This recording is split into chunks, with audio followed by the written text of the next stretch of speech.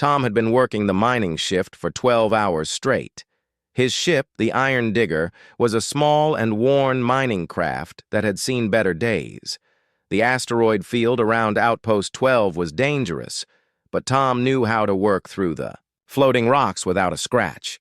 He was guiding his mining lasers along a rich ore deposit when his scanner beeped in a way he had never heard before.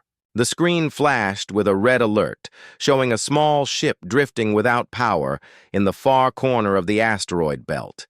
It was not a mining ship. The design was unlike anything he had seen in human space. Tom hesitated for a moment. A powerless ship out here could be a trap.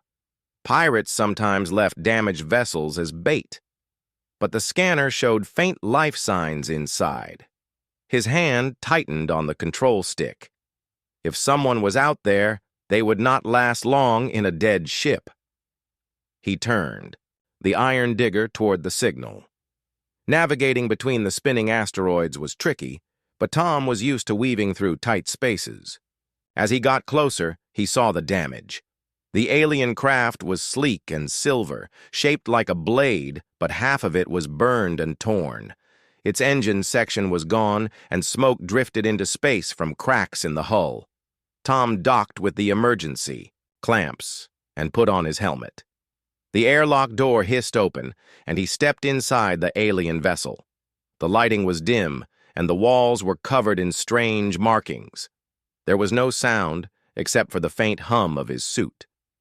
He moved through the corridor and found the cockpit smashed and empty. The main hallway led to a small chamber where his scanner beeped again. He pushed aside a fallen panel and froze.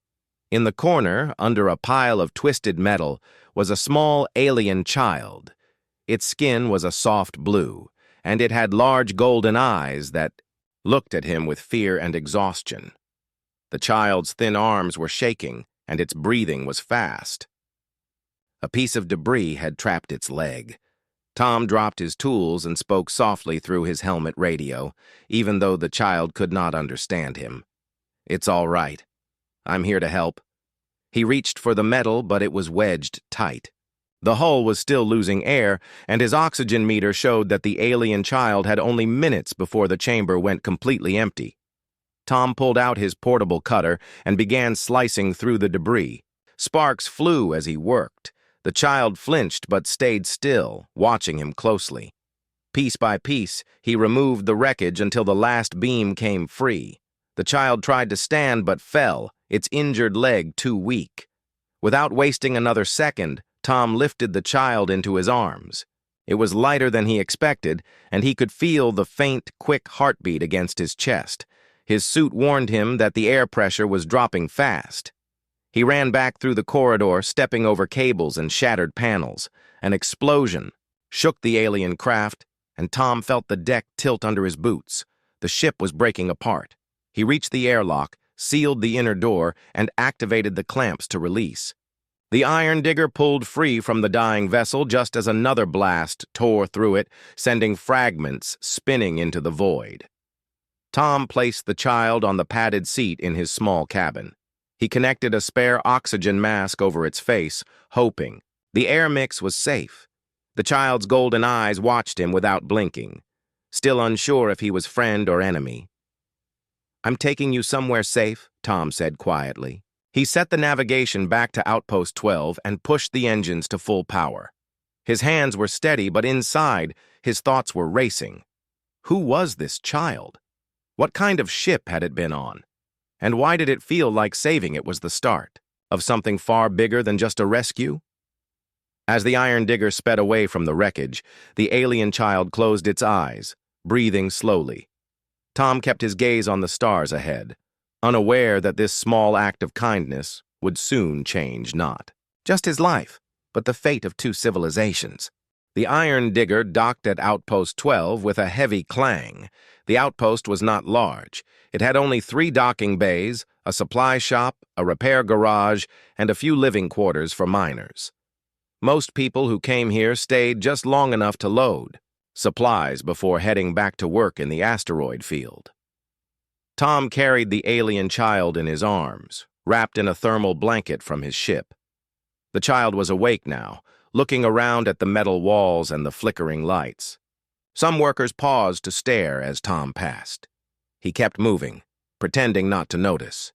His quarters were small but private. He set the child gently on the narrow bed and gave it some warm water in a small cup. The child drank slowly, never taking its golden eyes off him.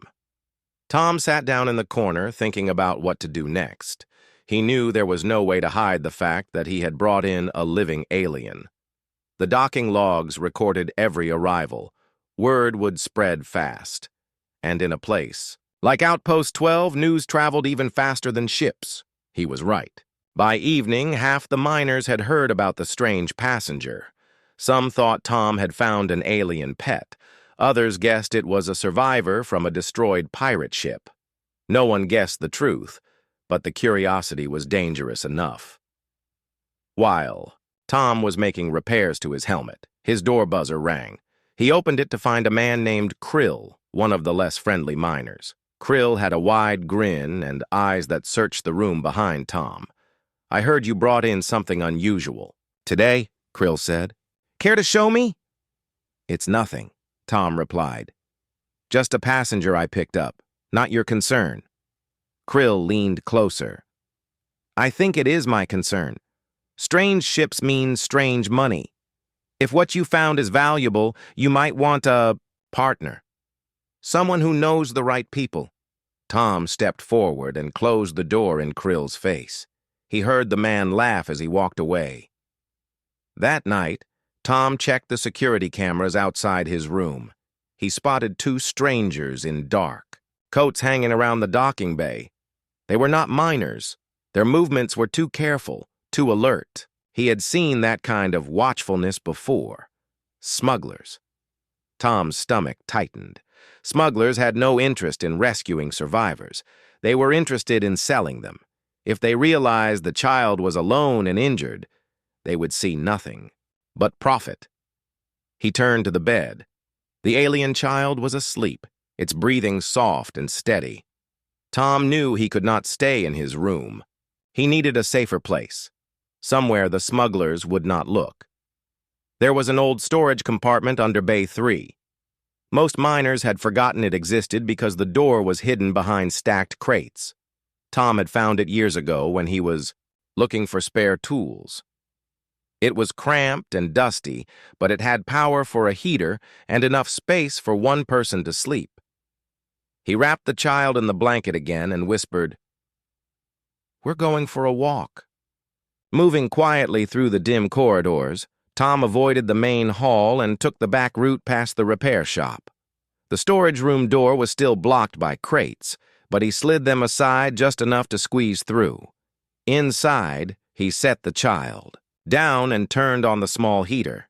"You stay here," Tom said, pointing to the bedroll he had brought earlier.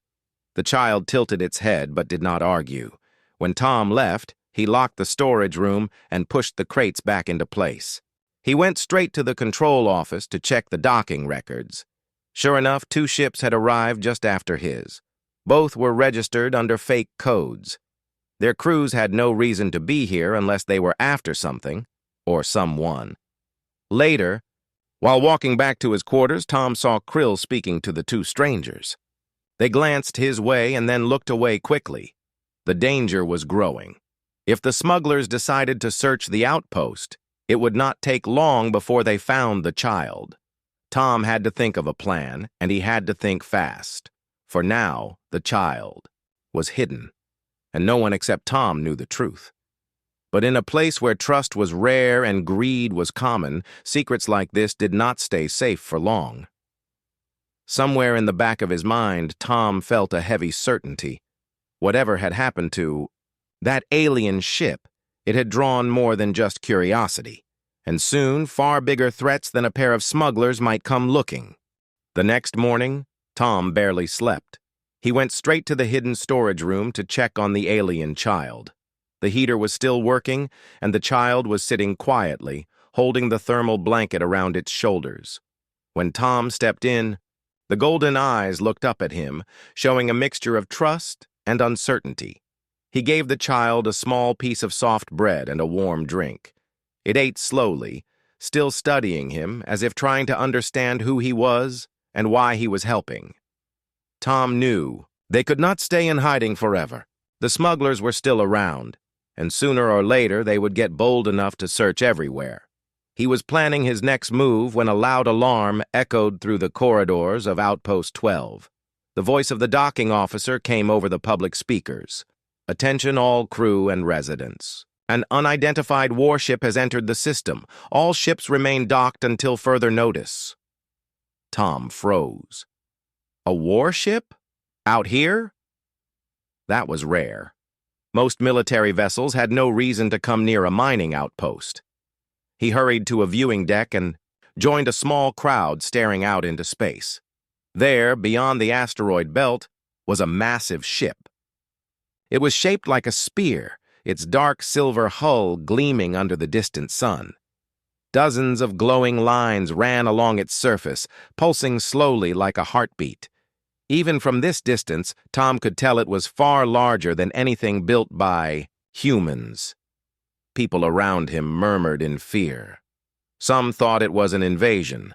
Others whispered about alien pirates. Tom's mind raced. The design of the warship matched the smaller ship he had rescued the child from. That meant only one thing: whoever was aboard had come for the child. Within the hour, a docking channel was opened. No one resisted. The warship's presence alone was enough to convince everyone that fighting would be hopeless. From the central corridor of the outpost, a group of tall alien soldiers emerged. They wore armor that shimmered faintly, with markings etched into the plates. Their faces were covered with smooth masks that left only their bright silver eyes visible. At their center was a figure dressed differently, a high-ranking officer. His armor was black and gold, and he carried no weapon, but his movements showed complete authority. The officer spoke through a translator device that gave his voice a deep, steady tone. "I am Commander Thalen of the Atheli Imperial Guard. We are searching for someone, an heir of our queen, missing after an attack on a royal transport. Whoever holds this heir will return them immediately. No harm will come to those who cooperate." The crowd remained silent. Some miners shifted nervously.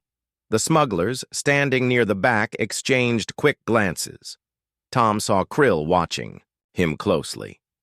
Thalen's gaze swept across the crowd. "We will search the station," he said.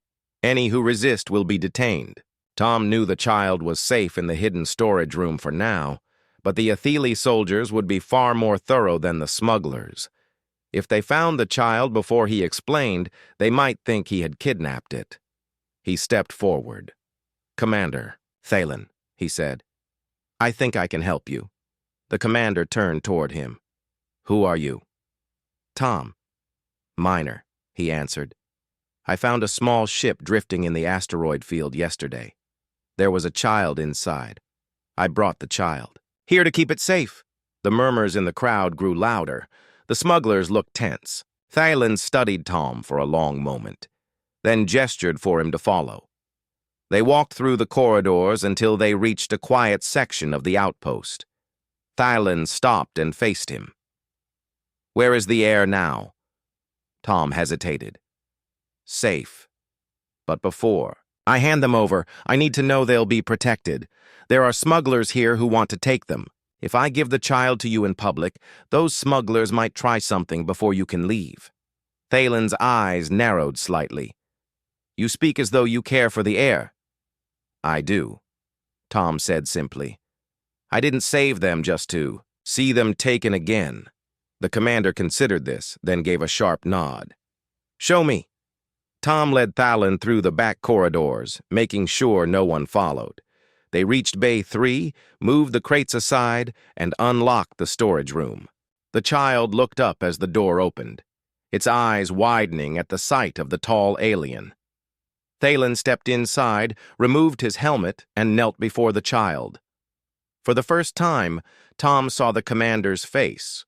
Sharp features, light blue skin, and a look of deep relief. He spoke in his own language, and the child responded in a soft voice, clinging to his arm.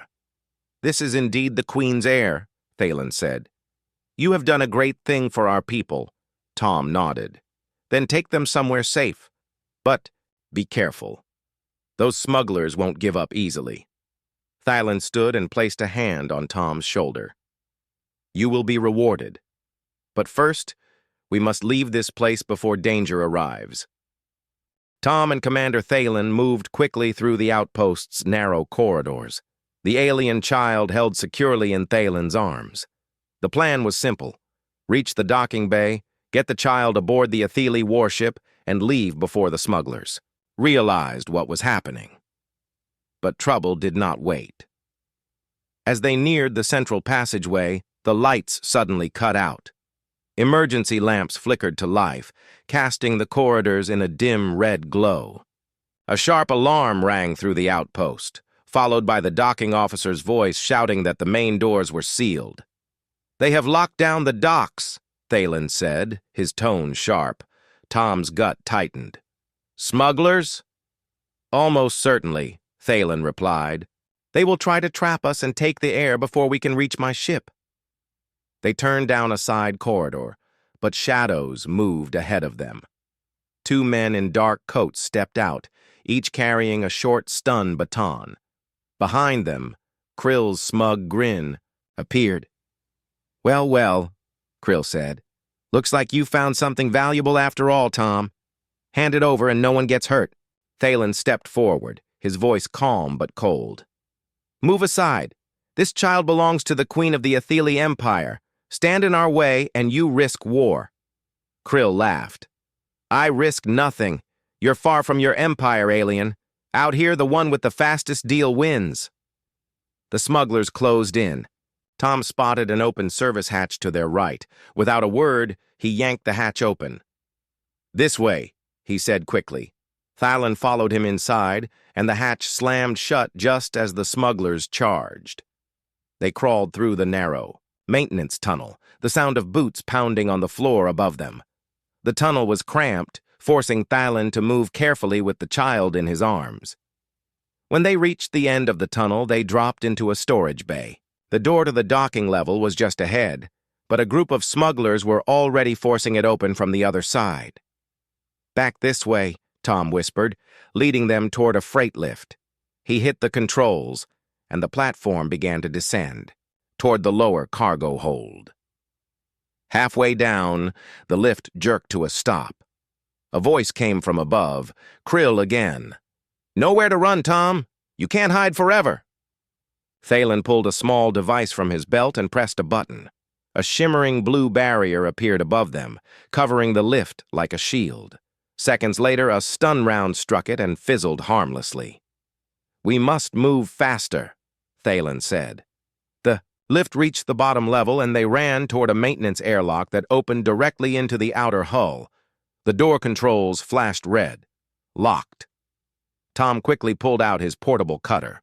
The heat from the tool made the metal glow before. It gave way. The door opened and the cold air of space rushed in. Thalen activated a small beacon on his wrist. Moments later, a sleek HFY shuttle appeared from behind the asteroid belt, flying straight toward them, but the smugglers had not given up. Two small, heavily armed ships detached from the docking bay and moved to block the shuttle. Their weapons began to charge. Tom grabbed the emergency tether and clipped it to his belt. "Go, I'll cover you!" He sprinted toward the nearest turret control panel and began firing the outpost's defensive guns. The first burst hit one smuggler ship, forcing it to spin away. The other kept coming, returning fire at the outpost hull. The shuttle drew closer, its energy shields flaring as it took hits. Thalen used the moment to leap across the small gap of open space with the child in his arms. The shuttle's doors opened, and they pulled him inside. Tom ran back to the airlock, unclipped the tether, and pushed off into space just as the shuttle moved in front of him. Strong hands grabbed his arms, pulling him inside. The doors shut, and the shuttle's engines roared. They shot past the smugglers, weaving between asteroids until the huge HFY warship came into view. Inside the shuttle, Tom sat catching his breath while Thalen secured the child in a cushioned seat. The commander looked at him and gave a single nod. "You fight with courage, Miner. Without you, the air would already be lost again." Tom only nodded back. He was still shaking, but part of him felt a fierce satisfaction. The smugglers had lost, at least for now. But deep down, he knew they would not stop. They would try again. And when they did, things might get even more dangerous. The Athele shuttle docked smoothly with the massive warship.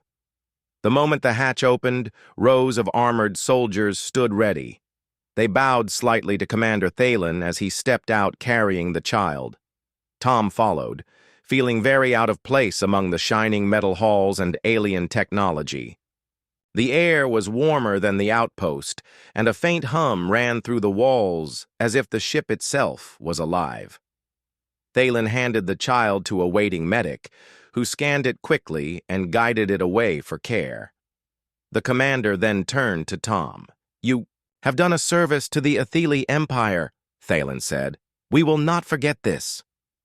Tom glanced at the view screen nearby. Through it, he could see the smugglers' ships regrouping near the outpost. His jaw tightened. "If you leave now, they'll go after the outpost. Those miners don't have the weapons to stop them." Thalen studied him. "It is not our war. Our mission was to recover the air." "That outpost gave me a home," Tom said. "The people there work hard. They don't deserve to be hunted just because I brought your air in." The commander remained silent, but Tom stepped closer. "I have a plan. You help me protect the outpost, and I'll lead those smugglers into a place where they can't escape. But I'll need one of your fast ships and your trust." Thalen's silver eyes narrowed. "You would risk your life for your people, even after all this?" "Yes," Tom said simply. "That's what humans do." After a long moment, the commander nodded. "Very well. Explain your plan." Tom leaned over the tactical display. "There's a dense asteroid belt just beyond the outpost. I know a path through it that no large ship can follow without getting torn apart. If I can lure the smugglers in, your forces can block the exit and trap them inside." Thalen tapped a control, and the display showed the route Tom described. "It is dangerous," he said, "but it could work.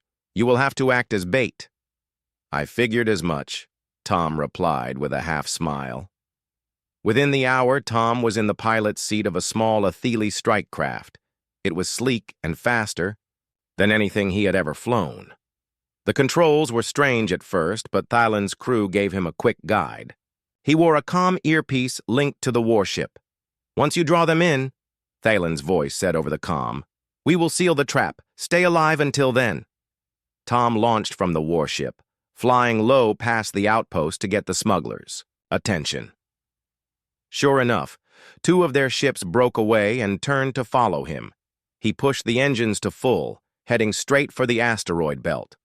The smugglers fired, but the strike craft's shields absorbed the hits. He twisted between massive rocks, guiding them deeper and deeper into the narrow passages. The smugglers stayed close, confident they would corner him.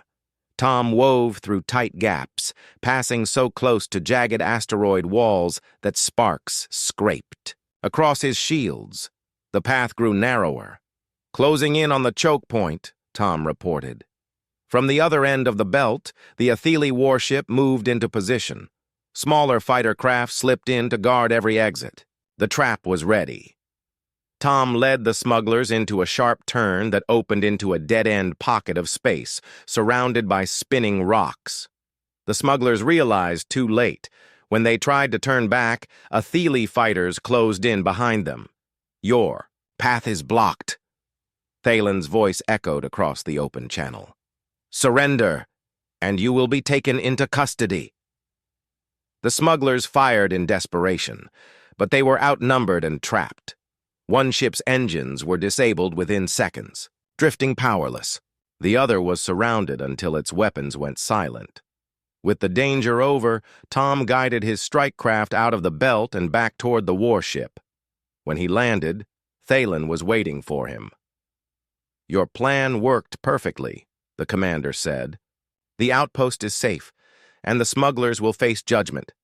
The Queen herself will want to thank you. Tom nodded, feeling both relief and exhaustion. Glad to hear it.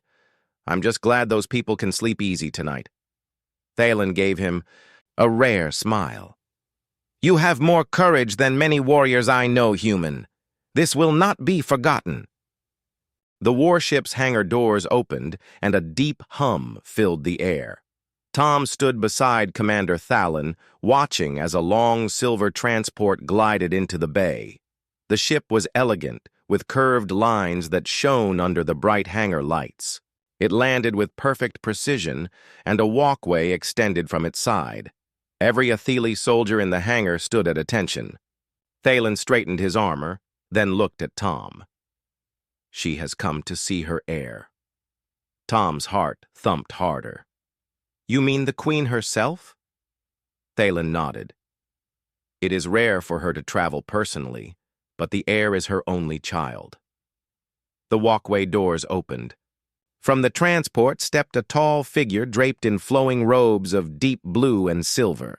A crown-like band of crystal rested on her brow, and her eyes glowed softly with golden light. Even without being told, Tom knew this was Queen Zera. Behind her came two attendants, one carrying a case and the other holding a ceremonial staff. The Queen walked with calm grace, her gaze fixed ahead until it found the small figure standing near the medics. The alien child, now cleaned and dressed in soft royal garments, ran forward with surprising speed. "Mother!" the child cried in their own language. The sound was clear even without a translator. The Queen knelt and embraced the child tightly. Her face softened as she spoke quiet words only they could understand. The child's golden eyes shone with relief and joy. Tom stood back, unsure if he should even be present for such a moment. But after a few seconds, the Queen looked toward him. She rose, still holding the child's hand, and crossed the hangar until she stood directly in front of him. "You are the human who found my child," she said through a translator device worn by one of her attendants. Her voice was calm, but carried an unmistakable strength. "Yes," Tom said, straightening unconsciously. "I was mining in the asteroid field when I found their ship. They were trapped. I just could not leave them there." The Queen studied him for a long moment. Her golden eyes seemed to look beyond his words, as if weighing the truth of his heart. Then she inclined her head. "In saving my child, you have given me back my future. My people will know your name." Tom shifted, feeling the weight of her gratitude. "I'm just glad they're safe now. But I should warn you, there are people out here who would try again. They won't care that you're the Queen. They'll see only what they can take." Her gaze hardened slightly. "Those who threaten my family will find no place in the stars to hide." The child stepped forward and held out a small object to Tom. It was a crystal pendant, warm to the touch and carved with swirling patterns. Tom took it carefully. "This is a token of our bond," the Queen explained. "It will be recognized anywhere within the Atheli Empire. It is proof that you are under my personal protection." Tom nodded. "I'll keep it safe." The Queen's attendants began preparing to depart. The medics guided the child back toward the transport, but not before the young heir ran back to Tom and hugged him tightly. For a moment, Tom felt the small heartbeat against his chest again, just like when he had carried the child from the wreck. "Thank you," the child said in halting but clear human speech. Then they hurried back to their mother's side. The Queen turned once more to Tom. "You have a place in my court, should you wish it. We could use someone with your courage." Tom managed a small smile. "I'll think about it. But for now, my home is still on that outpost. They'll need me there." The Queen gave a single nod. "Then we part as allies." She stepped onto the walkway, the child waving from her side. The transport lifted gently from the hangar floor, engines humming like a deep song, and glided back into the blackness of space. Tom stood watching until the ship was gone. The hangar seemed quieter now. Thalen approached and placed a hand on Tom's shoulder. "You have done something few ever will," the commander said. "You have earned the respect of a queen, and perhaps without knowing it, you have changed the way our people see humans." Tom exhaled slowly. "Maybe. But right now, I think I just need a strong cup of coffee." Thalen gave a rare laugh. "That can be arranged." As Tom left the hangar, he glanced down at the crystal pendant in his hand. It caught the light in a way that made it seem alive, as if holding a piece of a distant star. He slipped it around his neck, feeling its weight. He did not yet know what it meant to be under the protection of an alien queen, but he had a feeling life was about to get far more interesting. The mining outpost never felt the same after Tom's return. People greeted him with curious looks, and whispers followed him through the corridors. News traveled fast in space, and the story of the human miner who rescued the heir of the Athele Queen had spread to every corner of the station. Still, Tom tried to slip back into his old life. He repaired drills, checked oxygen seals, and made sure the small crew had enough supplies. But in quiet moments, his hand would drift to the crystal pendant around his neck. It was a reminder that he had stepped into a much bigger galaxy than he had ever imagined. 2 weeks later, his quiet days ended. It began with a deep hum that vibrated through the walls. The entire outpost shook as something massive entered orbit. Tom rushed to the viewing deck, and his breath caught. Above the station hovered the royal flagship of the Athele Empire. Its silver hull stretched for kilometers, with curved wings that shimmered in the light of the nearby star. Blue energy lines ran along its surface, pulsing like veins of light. Before he could process what was happening, his comm device crackled. "Tom Harvin," said a calm, formal voice. "Her Majesty Queen Jera requests your presence aboard the royal vessel." Tom blinked. "You mean right now?" "Yes. A shuttle will arrive in 5 minutes. Please be ready." The message ended.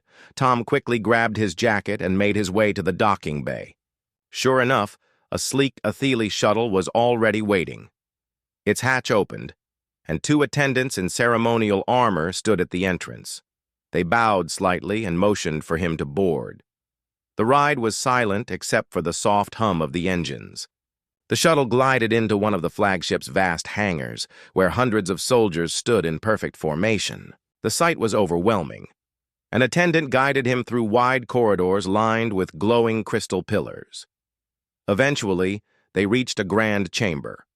The ceiling was high, with light flowing down from crystal formations shaped like wings. At the far end, on a raised platform, stood Queen Jera. The young heir was beside her, wearing a small silver circlet and smiling when they saw Tom. "Welcome again, human," the Queen said. "I trust you have been well since our last meeting." Tom bowed awkwardly. "I have, Your Majesty. I wasn't expecting to see you so soon." The Queen's gaze was steady. "I told you before that my people would know your name. That was no idle promise. In the time since your act of bravery, voices in my court have spoken of what your kind has done for mine. Some were doubtful. Some feared it was luck, not character. I have decided to give you the chance to show the truth." She stepped forward, the crystals in her crown catching the light. "I wish to appoint you as the first human ambassador to the Athele Empire." Tom's eyes widened. "Ambassador? I'm just a miner. I'm not trained for that." "You are trained in courage," the Queen said firmly, "in honesty, in acting when others would turn away. These are qualities my court cannot teach. You already have them." The heir stepped forward, their voice right.